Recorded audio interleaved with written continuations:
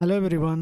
Welcome to my channel BPSC mentor. BPSC mentor के YouTube channel पर आपका स्वागत है। फ्रेंड्स, आज की इस वीडियो में हम लोग देखेंगे अध्याय 7 संविधान की प्रस्तावना, जिसे हम लोग उद्देशिका के नाम से भी जानते हैं, जिसको इंग्लिश में प्रीएम्बल भी बोलते हैं। तो ये जो टॉपिक है बहुत ज़्यादा ही इम्पोर्टेंट है आपके आने वाले आगामी एग्जाम, जैसे कि बीपीएससी एयूडीओ में बीपीएससी टीचर्स और 72nd BPSC, Bihar SI, Bihar police के एग्ज़ाम्स के लिए बहुत ही ज़्यादा इम्पोर्टेंट है। तो चलिए स्टार्ट करते हैं, देखते हैं इसको।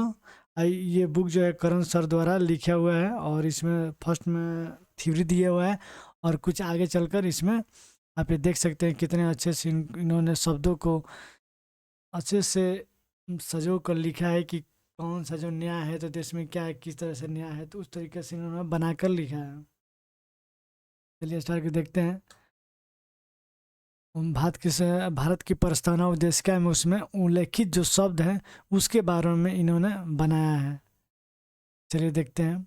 हम भारत के लोग, इसका मतलब भारत एक प्रजातांत्रिक देश है तथा भारत के लोग ही सर्वोच्च संप्रभु है। नेक्स्ट जो है, संपूर्ण प्रभुत्व और संपन्न भारत न तो किसी अन्य देश पर निर्भर है और न ही किसी अन्य देश का डोमिनियन है।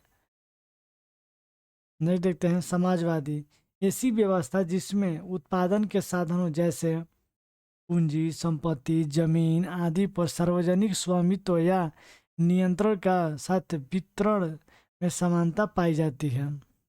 नेक्स्ट जो है वह है पंथ निरपेक्ष। देश में सभी धर्म समान है और उन्हें सरकार का समान समर्थन प्राप्त है। इसका मतलब ये होता है कि देश में जो है, भारत देश में आप सभी लोग जानते हैं कि हिंदू, मुस्लिम, सिख, ईसाई सभी लोग रहते हैं। 4 धर्म हैं, उन धर्मों को सरकार जो है वो सबको समान समान वैल्यू करेगी। इसमें कोई भेदभाव नहीं कर सकती है। लोकतंत्रात्मक आवश्यक मताधिकार, सामाजिक चुनाव, कानून की सर्वोच्चता, न्यायपालिका की स्वतंत्रता, भेदभाव की अभाव भारतीय व्यवस्था लोकतांत्रिक लक्षण का स्वरूप है। लोकतांत्रिक ये देश, आपको पता है, वयस्क मताधिकार देने का मतलब वोट देने का, 18+ उम्र हो जाने के बाद वोट देने का उसका ये एक तरह से सामाजिक चुनाव और कानून की सुरक्षता, न्यायपालिका की स्वतंत्रता, न्याय जो जैसे कि सुप्रीम कोर्ट, हाई कोर्ट, ये सब वो लोग स्वतंत्र है, ये किसी के अंडर में काम नहीं करते हैं। और जो है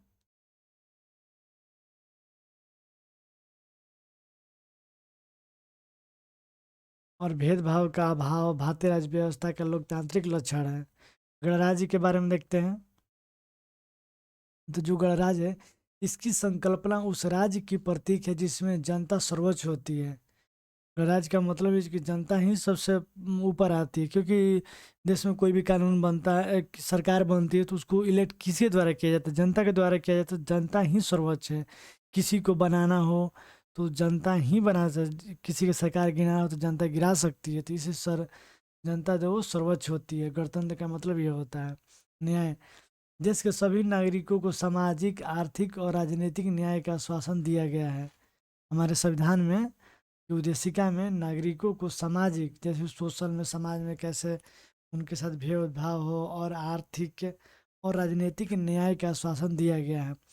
स्वतंत्रता, इसकी तात्पर्य नागरिक स्वतंत्रता से है। नागरिक पूरी तरह से स्वतंत्र है। वो किसी भी धर्म को अपना सकते हैं, वो किसी भाषा को अपना सकते हैं, लेकिन किसी के विरोध नहीं बोल सकते हैं। बोल सकते हैं बट उन पे पर्सनली कोई कटाक्ष ना कर जाए कि उनका खुद का मान सम्मान जो है हरा ना हो। ये जो 42वें संविधान संशोधन से आप देख सकते हैं, 42वें संविधान संशोधन 1976 से पंथ निरपेक्ष, समाजवादी, अखंडता शब्द को इसमें 42वें संविधान संशोधन से इसमें है।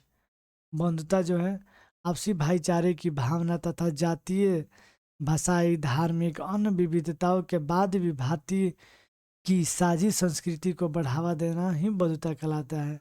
समता, प्रत्येक नागरिक को स्थित और अवसर की समता प्रदान किया गया है। प्रत्येक नागरिक, जो भारत में जितने भी नागरिक को, स्थिति और अवसर, सबको अवसर, यानी जैसे मीन से आप यहाँ समझ सकते, जैसे सरकारी एग्जाम्स हो गए तो उसमें सभी लोग को अवसर देने की समानता, ये सभी लोग, जैसे कि जो भी कास्ट का, अपर कास्ट हो, लोअर कास्ट हो, सभी को समान अवसर मिलेगा उसमें। राष्ट्र की एकता और अखंडता के बारे में देखते हैं। राष्ट्र की एकता और अखंडता के आधार राष्ट्र के विभिन्न घटकों में भिन्न भिन्न विचारों तथा भिन्न भिन्न आस्थाओं के बीच परस्पर बंधुता की भावना का होना ही राष्ट्र की एकता और अखंडता कहलाता है।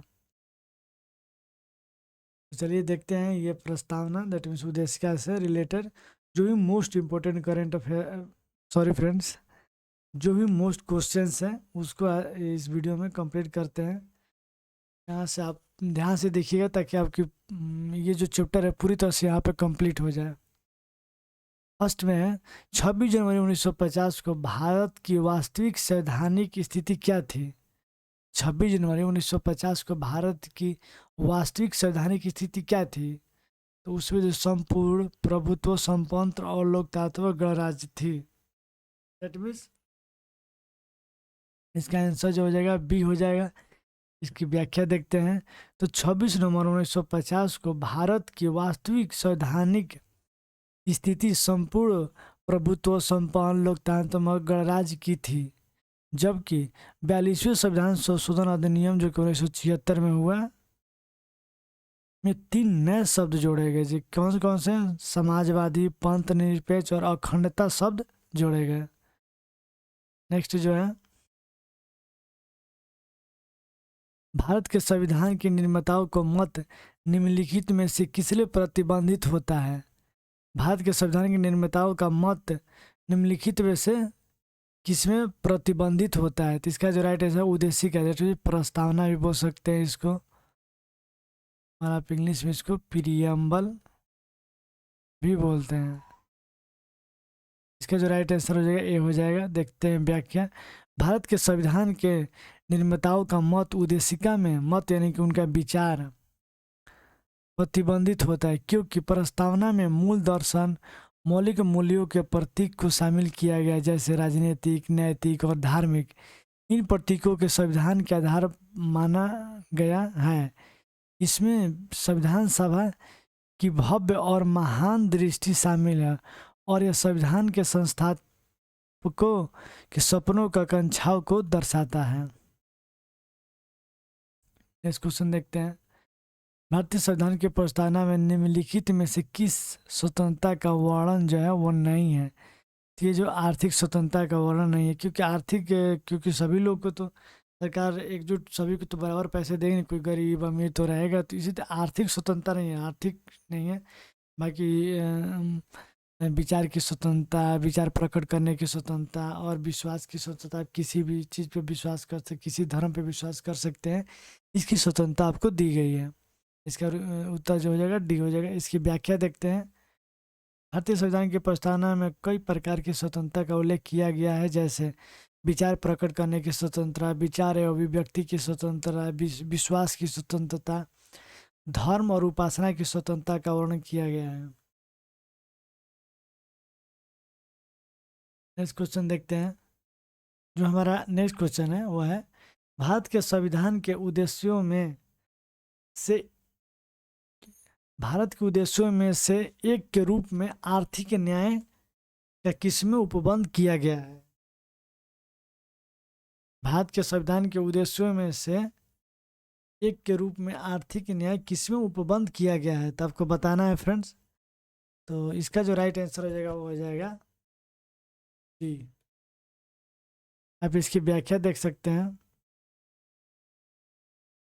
भारत के संविधान के उद्देश्यों में से और आर्थिक न्याय का उपबंध संविधान की प्रस्तावना उद्देशिका के अतिरिक्त राज्यों के नीति निर्देशक तत्व, जिसको आप डीपीएसपी बोलते हैं, शामिल किया गया है। जहां एक और प्रस्तावना में नागरिकों के लिए सामाजिक, आर्थिक और राजनीतिक न्याय का वर्णित किया गया है। आप सभी को पता है कि प्रस्तावना में सामाजिक, आर्थिक और राजनीतिक न्याय का वर्णन किया गया है।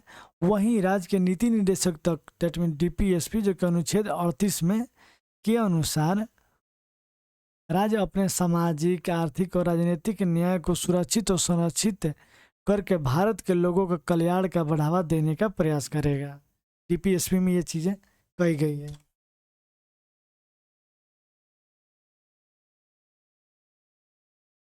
नेक्स्ट क्वेश्चन देखते हैं फ्रेंड्स। नेक्स्ट क्वेश्चन है वो है,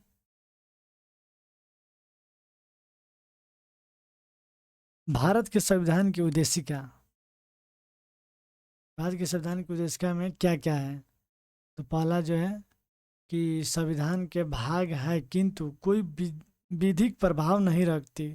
बी, संविधान का भाग नहीं है और कोई विधिक प्रभाव भी नहीं रखती। सी, जो संविधान का भाग है और वैसे ही विधिक प्रभाव रखती है जैसे कि उसका कोई अन्य भाग है।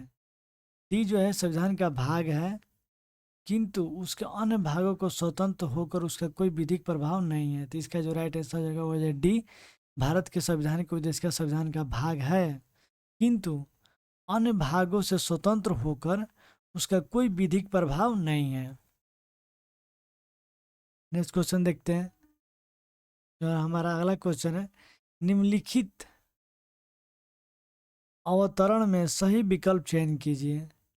हम भारत के लोग भारत को एक संपूर्ण प्रभुत्व संपन्न समाजवादी पंथ निरपेक्ष लोकतंत्रात्मक गणराज्य बनाने के लिए तथा उसके समस्त नागरिकों को सामाजिक, आर्थिक और राजनीतिक न्याय, विचार, अभिव्यक्ति, विश्वास, धर्म और उपासना की स्वतंत्रता, प्रतिष्ठा और अवसर की समता प्राप्त कराने के लिए तथा उन सब में व्यक्ति की गरिमा और राष्ट्र की एकता और अखंडता सुनिश्चित करने वाली बौद्धता बढ़ाने के लिए दृढ़ संकल्प होकर अपनी इस संविधान सभा में आज इसको मानकर एतत् द्वारा इस संविधान को अंगीकृत और अधिनियमित और आत्मसमर्पित जो है आत्मर्पित करते हैं।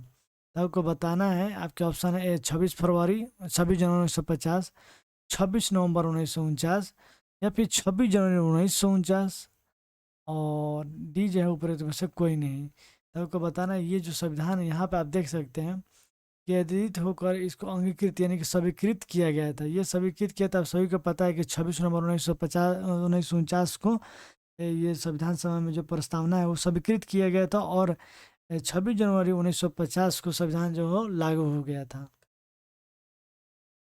नेक्स्ट इसका एक्सप्लेनेशन देखते हैं कि हम भारत के लोग एक संपूर्ण प्रभुत्व संपन्न समाजवादी पत्र निरपेक्ष लोकतांत्रिक राज्य बनाने के लिए तथा इसके समस्त नागरिकों को सामाजिक, आर्थिक, राजनीतिक न्याय, विचार, अभिव्यक्ति, विश्वास, धर्म, उपासना की स्वतंत्रता, प्रतिष्ठा और अवसर की समता प्राप्त कराने के लिए उन सब में व्यक्ति की गरिमा और राष्ट्र की एकता तथा अखंडता सुनिश्चित करने वाली बंधुता बढ़ाने के लिए दृढ़ संकल्पित होकर अपनी इस संविधान सभा में आज दिनांक 26 नवंबर 1949 को एतत् द्वारा इस संविधान को अंगीकृत, अधिनियमित और आत्मर्पित करते हैं, इस रूप में अपनाया गया था।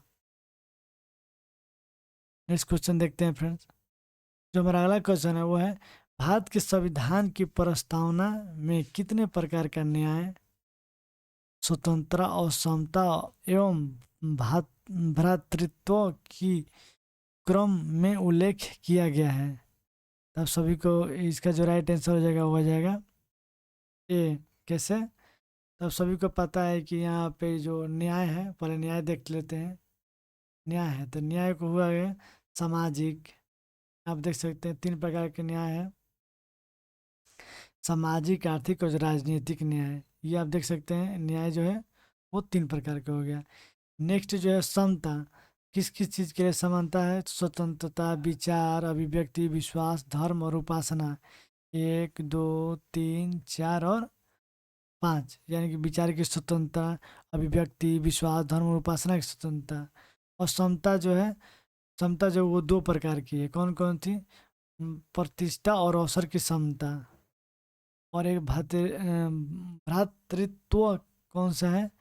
तो एक भ्रातृत्व का उल्लेख किया गया है। नेक्स्ट क्वेश्चन देखते हैं।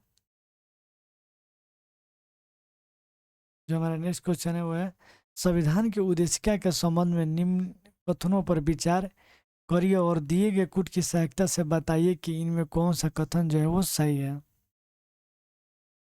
पहला, पंडित नेहरू द्वारा प्रस्तुत ऑब्जेक्टिव प्रस्ताव आतंकगोता उद्देश्य का बना। सेकेंड जो है उस इसकी प्रकृति के न्याय योग्य जस्टिसेबल नहीं है।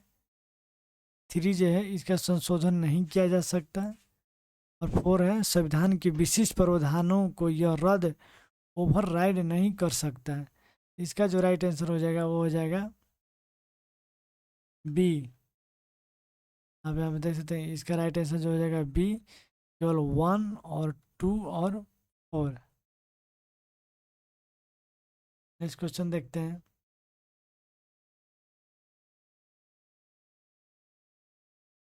चलिए इसकी व्याख्या देख लेते हैं पहले। संविधान की उद्देशिका के संबंध में कथन 1 सही है, क्योंकि पंडित नेहरू द्वारा प्रस्तुत उद्देशिका का प्रस्ताव जो है अत्यंत गोतवा उद्देशिका बना। कथन 2 जो है वो भी सही है, क्योंकि इसकी प्रकृति न्याय योग्य जस्टिसेबल नहीं है, क्योंकि इसके उल्लंघन के लिए न्याय में नहीं जाया जा सकता है। कथन 4 जो है वो भी सही है, क्योंकि संविधान के विशिष्ट प्रावधानों को यह रद्द ओवरराइड नहीं कर सकता। कथन सी जो सही नहीं है, तो सही नहीं है तो क्यों नहीं सही है? क्योंकि इसका संशोधन किया जा सकता है। 42वें संविधान संशोधन अधिनियम 1976 में के द्वारा प्रस्तावना में संशोधन करके 3 शब्द जो है जोड़े गए, समाजवादी, पथनिरपेक्ष और अखंडता शब्द जोड़े गए। हालांकि गोलकनाथ बनाम पंजाब राज्य विवाद में सर्वोच्च न्यायालय ने निर्णय दिया कि प्रस्तावना में संशोधन करते समय इसका ध्यान रखना होगा कि यह संविधान के मूल ढांचे को परिवर्तित नहीं करेगा। नेक्स्ट क्वेश्चन देखते हैं फ्रेंड्स। इस संविधान की प्रस्तावना का विधिक स्वरूप क्या है? संविधान की प्रस्तावना का विधिक स्वरूप क्या है कि यह लागू नहीं किया जा सकता है। इसकी व्याख्या देखते हैं। इसका राइट आंसर जो हो जाएगा बी हो जाएगा। इस संविधान की प्रस्तावना का विधिक स्वरूप यह है कि इसे कानूनी रूप से लागू जो है नहीं किया जा सकता है। नेक्स्ट क्वेश्चन देखते हैं। जो हमारा नेक्स्ट क्वेश्चन है वो है 26 नवंबर 1949 को अंगीकृत भारतीय संविधान की प्रस्तावना में शब्द सम्मिलित नहीं थे। जब 26 जनवरी 1949 को ये स्वीकृत किया गया था हमारा भारतीय संविधान की प्रस्तावना में, तो वो जो है भारतीय संविधान जो स्वीकृत किया गया था जिसमें प्रस्तावना में ऐड हुआ था, उसमें कौन कौन सा शब्द थे उस समय नहीं थे। तो उस समय जो है इसका जो राइट आंसर हो जाएगा नहीं थे में ए है समाजवादी नहीं थे, बी पंथ निरपेक्ष भी नहीं थे और अखंडता भी नहीं था, सिर्फ गणराज्य था। एक्सप्लेनेशन देख सकते हैं कि 26 नवंबर 1949 को अंगीकृत भारतीय संविधान की प्रस्तावना में समाजवादी पथ निरपेक्ष और अखंडता शब्द सम्मिलित नहीं थे, बल्कि इन शब्दों को 42वें संविधान संशोधन 1976 में जोड़ा गया। इस क्वेश्चन देखते हैं फ्रेंड्स। जो हमारा नेक्स्ट क्वेश्चन है वो है निम्नलिखित में से किस वाद में उच्चतम न्यायालय ने अवधारणा प्रस्तुत की कि उद्देशिका संविधान का भाग है? आपको बताना है फ्रेंड्स कि निम्नलिखित में से किस वाद में उच्चतम न्यायालय सुप्रीम कोर्ट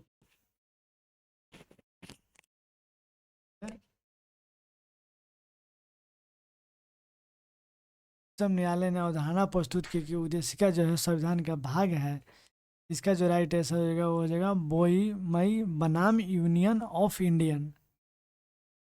SR बोईमनवाद 1993 में जो है न्यायालय ने प्रस्तावना को संविधान का मूल ढांचा माना है और यह कहा कि हालांकि प्रस्तावना को कानूनी बाध्यता प्राप्त नहीं है, लेकिन यह व्यवहार में संविधान के उपबंधों की व्याख्या करने में सहायता करती है, जिसे समानता का अधिकार, धार्मिक स्वतंत्रता का अधिकार, टीपीएसपी तथा मूल कर्तव्य आदि के साथ संयुक्त रूप से प्रस्तावना महत्व रखती है।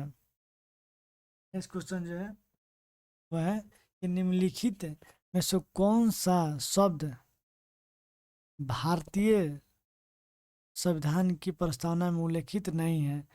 ये जो है संघीय नहीं है, संप्रभुता है, लोकतांत्रात्मक भी है, पथ निरपेक्ष है, लेकिन संघीय जो शब्द है वो भारतीय संविधान की प्रस्तावना में नहीं है। चलिए इसकी व्याख्या देखते हैं। तो इसकी व्याख्या है, जब भारतीय संविधान की प्रस्तावना में संप्रभुता, लोकतांत्रात्मक, पथ निरपेक्ष जैसे शब्दों का उल्लेख है, जबकि संघीय जैसे शब्दों का कोई उल्लेख नहीं है।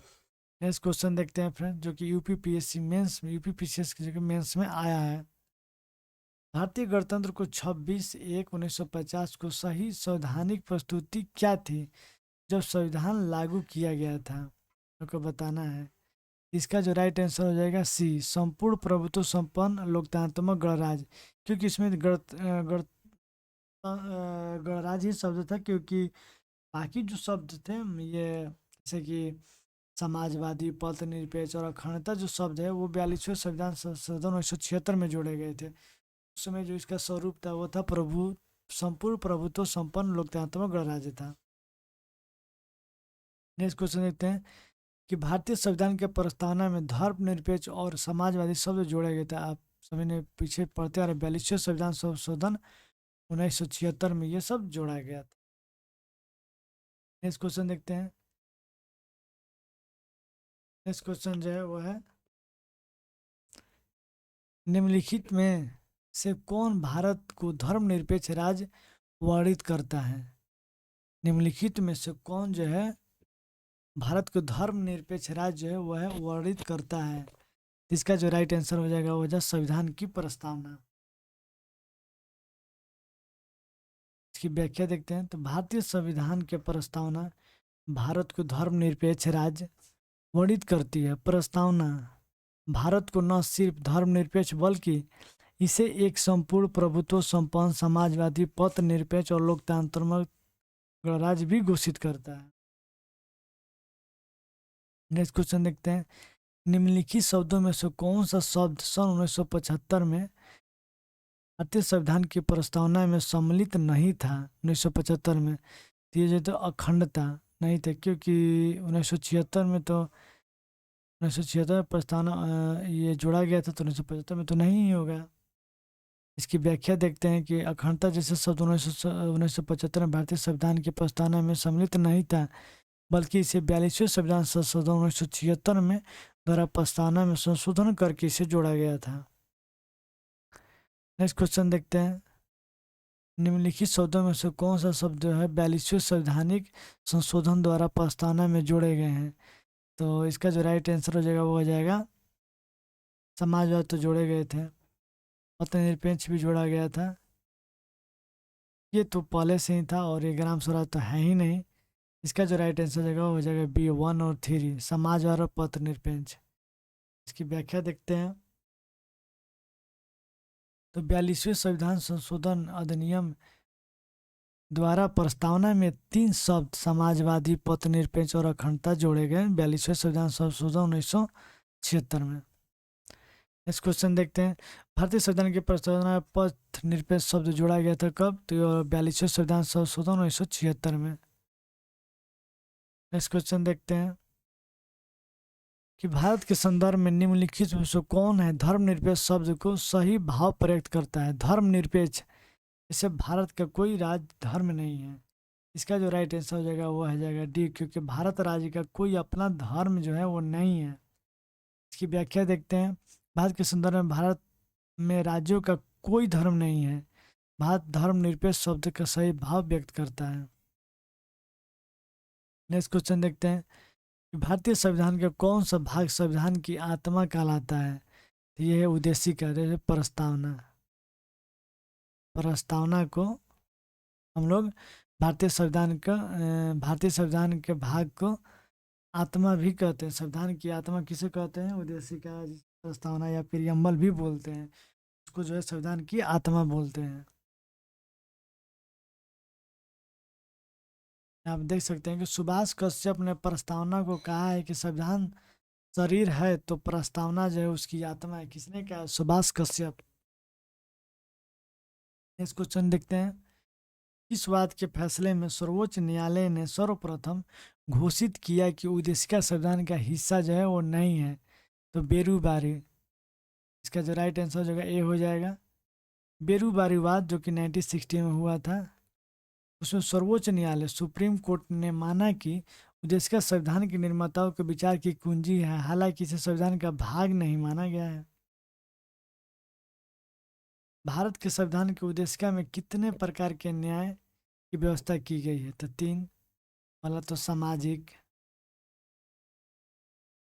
दूसरा है आर्थिक,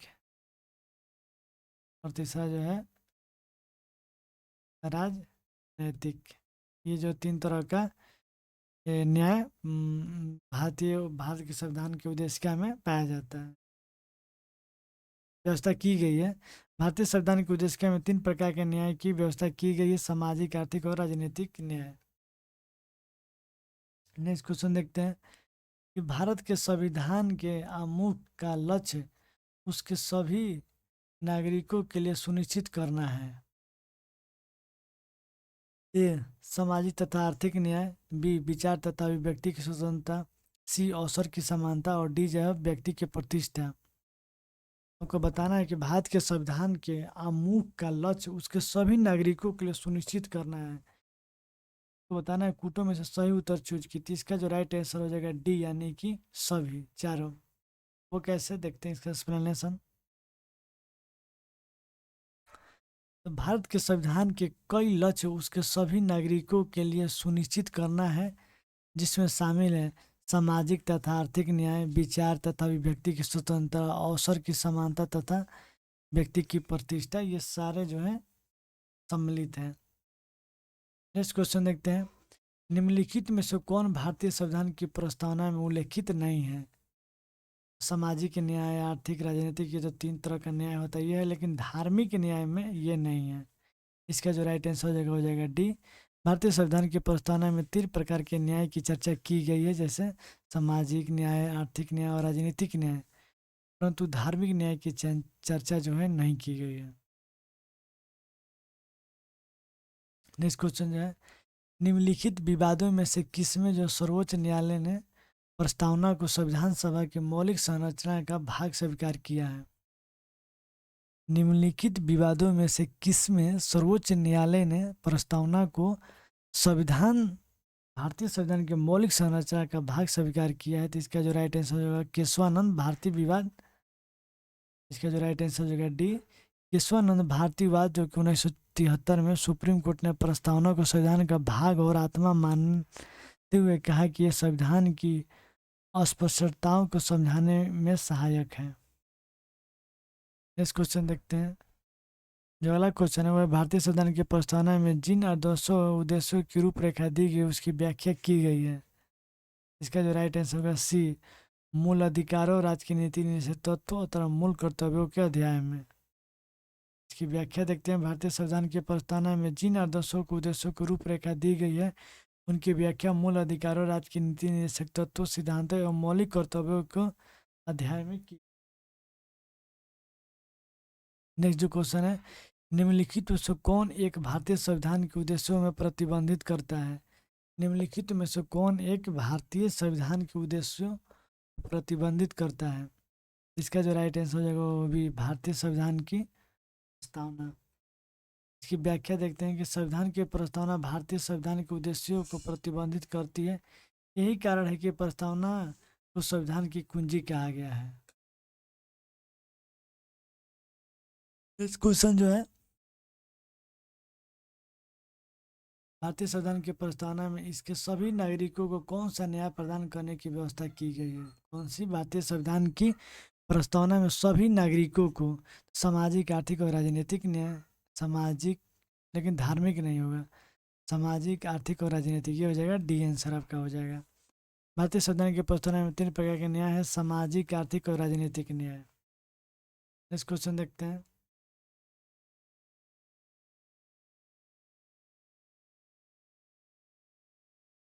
संविधान में दिया गया आमुख न्यायालय में लागू नहीं होगा।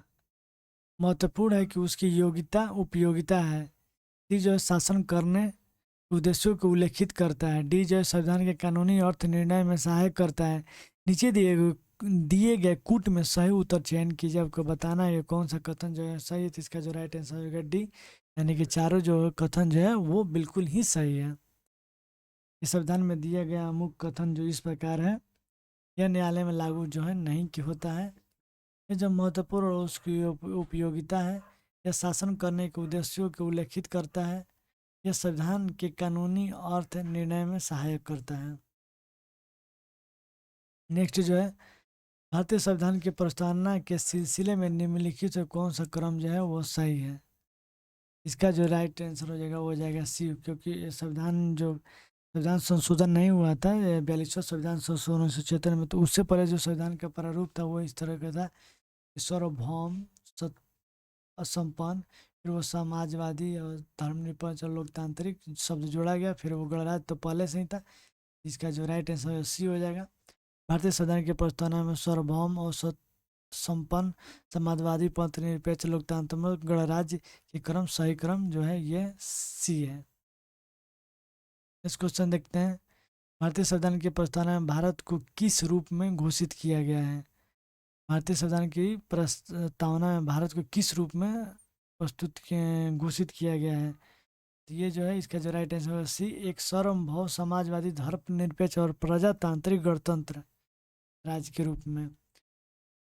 भारतीय संविधान की प्रस्तावना में भारत को एक सार्वभौम, समाजवादी, धर्मनिरपेक्ष, प्रजातांत्रिक गणतंत्र के रूप में घोषित किया गया है। हालांकि मूल संविधान में केवल एक सार्वभौम प्रजातांत्रिक गणतंत्र ही था, जिसमें समाजवाद और धर्मनिरपेक्ष को 42वें संविधान संशोधन 1976 के द्वारा शामिल किया गया है। इस क्वेश्चन देखते हैं। नेक्स्ट क्वेश्चन है, निम्न शब्दों का विचार करें। ए समाजवादी, प्रजातांत्रिक, सार्वभौमिक और डी है धर्मनिरपेक्ष। सही शब्द के विचारानुसार क्रम कीजिए। सबके पास सार्वभौमिक जो है वो फर्स्ट में हो जाएगा, यानी कि ये सी 1 नंबर पे होगा, और समाजवादी 2 पे हो जाएगा, पथ निरपेक्ष 3 और ये 4 पे हो जाएगा। तो CADB, CADB यानी कि आपका राइट आंसर जो होगा ए हो जाएगा। भारतीय संविधान के प्रस्तावना क्रमबद्ध जो है सार्वभौमिक, समाजवादी, धर्मनिरपेक्ष और प्रजातांत्रिक और गणराज्य इस प्रकार के हैं। नेक्स्ट क्वेश्चन देखते हैं, भारतीय संविधान की प्रस्तावना में समाजवादी शब्द किस संशोधन के तहत जोड़ा गया। तो मैंने आपको पिछले कई क्वेश्चन में यही बताते आ रहा हूँ कि जो 42वें संविधान संशोधन जो 73 में हुआ था, उसमें जो है समाजवादी शब्द को जोड़ा गया था। ये व्याख्या में आप देख सकते हैं कि 42वें संविधान संशोधन अधिनियम 1976 द्वारा भारतीय संविधान की प्रस्तावना में समाजवादी शब्द को जोड़ा गया था। नेक्स्ट क्वेश्चन जो है, भारत के लौकिक सार्वभौमिकता है क्योंकि संविधान की प्रस्तावना आरंभ होती है हम भारत के लोग से। भारत में लौकिक सार्वभौमिक क्योंकि संविधान की प्रस्तावना जो है हम भारत के लोग शब्द से स्टार्ट होता है। नेक्स्ट जो क्वेश्चन है हमारा, निम्नलिखित में से कौन 42वें संविधान संशोधन के माध्यम से भारत के संविधान की प्रस्तावना में जोड़ा गया था। तो है समाजवाद और पथनिरपेक्ष। 42वें संविधान संशोधन के माध्यम से भारत के संविधान की प्रस्तावना में समाजवाद, पथनिरपेक्ष को जोड़ा गया था। इसके अलावा इसमें एकता और अखंडता भी शामिल किया गया था। नेक्स्ट क्वेश्चन जो है हमारा वह है, हम भारत के लोग, we the people of India शब्दों का प्रयोग भारतीय संविधान में कहाँ किया गया है। तो ये जो भारत संविधान की प्रस्तावना में, इसका जो राइट आंसर हो जाएगा डी हो जाएगा। नेक्स्ट क्वेश्चन है, संविधान को एक पवित्र दस्तावेज किसने कहा है। ये जो है BR अम्बेडकर ने इसे भारतीय संविधान को एक पवित्र दस्तावेज कहा है। नेक्स्ट क्वेश्चन देखते हैं, निम्नलिखित में से कौन सा शब्द है भारत के संविधान की उद्देशिका में जो नहीं है। तो नहीं है, तो वो है लोक कल्याण जो हो वो शब्द नहीं है, यानी कि समाजवादी, पथनिरपेक्ष और प्रभुता संपन्न जो है ये शब्द जो है भारत की प्रस्तावना में पहले है। भारतीय संविधान की उद्देशिका के प्रस्तावना में संपन्न, समाजवादी, पथनिरपेक्ष जैसे शब्द का उल्लेख किया गया है, परंतु लोक कल्याण जैसे शब्द का उल्लेख जो है नहीं किया गया है। नेक्स्ट क्वेश्चन देखते हैं, संविधान की प्रस्तावना के बारे में कौन सा कथन जो है वो सही है। समाजवादी धर्मनिरपेक्ष शब्द 1950 में लागू संविधान के अंग नहीं थे। तो समाजवादी शब्द तो ये तो नहीं थे समाजवादी धर्मनिरपेक्ष, क्योंकि ये जो 1976 में 42वें संविधान संशोधन में जोड़ा गया था। इसका जो राइट आंसर जो होगा ये हो जाएगा। नेक्स्ट क्वेश्चन देखते हैं, निम्नलिखित में से किसने जो है भारतीय संविधान की प्रस्तावना को हमारे संपूर्ण प्रजातांत्रिक गणराज्य की जन्म कुंडली कहा है। निम्नलिखित में से किसने भारतीय संविधान की प्रस्तावना को हमारे संप्रभु प्रजातांत्रिक गणतंत्र की जन्म कुंडली कहा है। तो इसका जो राइट है जो KM. Munshi. Doctor KM. Munshi ने भारतीय संविधान की प्रस्तावना को राजनीतिक जन्म पत्री कहा है, जो कि डॉक्टर बी.आर. अम्बेडकर ने संविधान के ये जो प्रस्तावना है उसको पवित्र दस्तावेज करार दिया है। तो के.एम. मुंशी, आप जैसे जो मुंशी आप जानते हैं कि जो मुंशी होते हैं वो जन्म कुंडली टाइप के, जैसे पंडित लोग होते हैं वो जन्म कुंडली लोग देखते हैं, तो उसी तरह याद रखने के लिए होगा कि गणतंत्र की जन्म कुंडली कहा गया, इन्होंने कहा। तो जन्म कुंडली देखें उसकी, कौन, तो मुंशी। नेक्स्ट क्वेश्चन देखते हैं कि भारतीय संविधान की उद्देशिका के संशोधन किया गया था। तो 42वां संविधान संशोधन 1976 में किया गया था। नेक्स्ट क्वेश्चन देखते हैं, समाजवादी शब्द उद्देशिका में जोड़ा गया था। 42वां संविधान संशोधन 1976 में ये शब्द जोड़ा गया था। नेक्स्ट क्वेश्चन देखते हैं फ्रेंड कि भारत के संविधान के प्रस्तावना में प्रयुक्त स्वतंत्रता, समता और बंधुता शब्द किस क्रांति से प्रेरित है। ये जो फ्रांस की क्रांति से प्रेरित है। भारत के संविधान के प्रस्तावना में प्रयुक्त स्वतंत्रता, समता और बंधुता शब्द फ्रांस की क्रांति से ही लिया गया है या प्रेरित है। नेक्स्ट क्वेश्चन जो है,